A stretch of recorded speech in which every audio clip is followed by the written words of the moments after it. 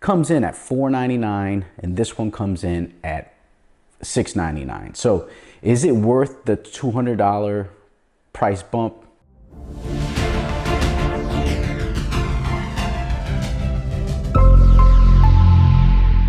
What's up, party people? Android Stud here, and I have two of Google's newest devices, the Pixel 5a and also the Pixel 4a 5G. Now the Pixel 5 is also 5G, so it's technically the Pixel 5 5G. This is the Pixel 4a 5G. So let's talk about these phones in this video. Now I've had this one for a little while and it has been an absolute beast of a performer. Has impressed me much more than I thought it would. When I first got it, I was like, but you know what? This is my everyday phone, my daily driver, my whip, if you say, for lack of a better term. But now this is right here. This is the Pixel 4a 5G. Now this comes in at $499 and this one comes in at $699. So is it worth the $200 price bump? Well, let's talk about that. Now this comes in a couple colors. Obviously the Sorta Sage, which is beautiful. Also the black. This comes in black right now, but it'll probably have some more colors coming soon. Now this is the upgrade of the Pixel 4a. Remember, they came out early in the year.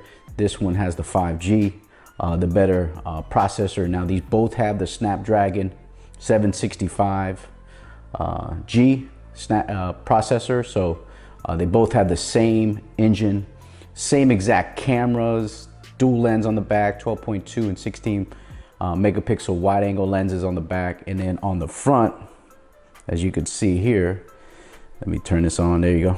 On the front, you get that cut out there on the left side, which is an 8 megapixel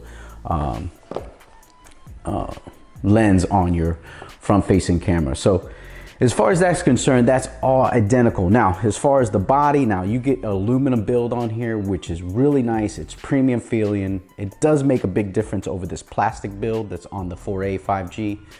So for that, also Gorilla Glass 6 on this on the front.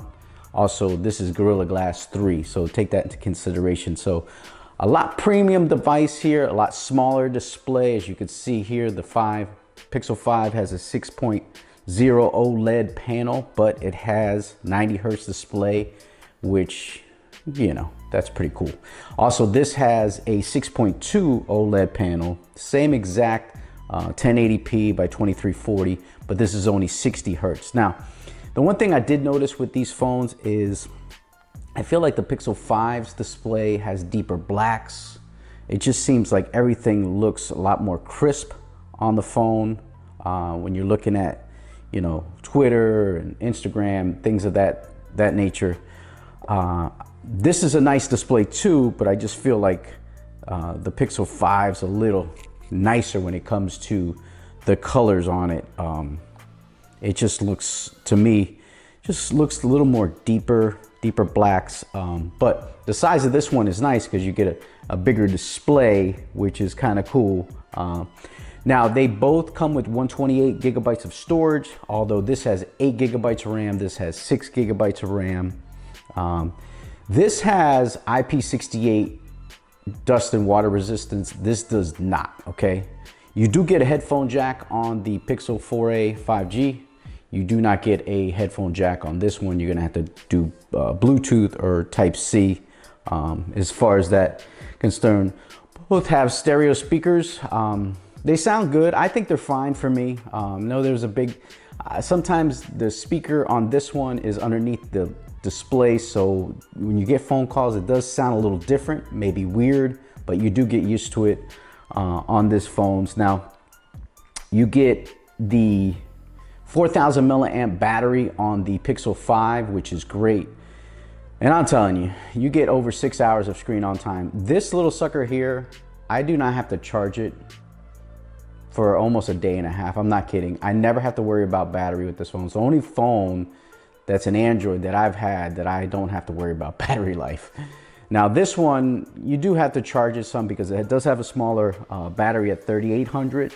So you have to take that in consideration. Now, they both have Android 11 out the box. They'll get the latest and greatest from Google. You're gonna get security updates. You're gonna get Android 12, 13, and probably 14. So now, these both have rear fingerprint readers, which they seem like very old because of the in-display and the face unlock and that kind of thing. But it's kind of nice when you're wearing a mask now these days, you know, because of the coronavirus pandemic that's going on in the world in 2020.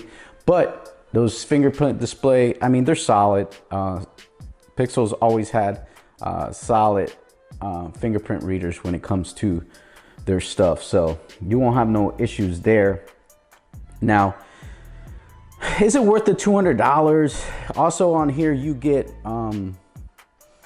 wireless charging on here. I believe it is 12 watt QI wireless charging. You only get 18 watt wired charging on here, fast charging, which is great. You also get reverse charging on here at 5 watts. So that's a feature that you're not gonna find on the Pixel 4a 5G for $200.